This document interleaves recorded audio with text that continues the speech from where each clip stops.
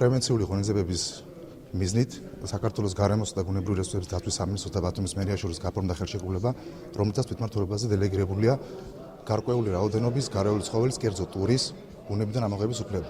მიუხედავად იმისა, რომ გარეული ცხოველის თავდასხმისას მოქალაქეს აქვს ცხოველის ლიკვიდაციის უფლება, ბათუმის მერიამ მოქალაქეებზე ზრუნვის მიზნით გადაწყვეტა საქმეში სპეციალისტთა ჯგუფი ჩაერთო. ჯგუფი შეიქმნა ქალაქ ბათუმის მერის მოვალეობის შემსრულებლის ესე იგი ინიციატივით. პირველი ჩვენ გავართ, აი სადაც შემთხვევები იყო დაკმენის, ეს არის ბენზე, ბარცხანა ბენზე, მახინჯაური განთიადის ტერიტორია. და შემდეგ უკვე ხელვაჩაურის, აი მიმდებარე სოფლებში ხელვაჩაურის შარაბიძეები და აი იქეთ გონიოსკენ უფრო ჭოროხის მიმდებარე ტერიტორია.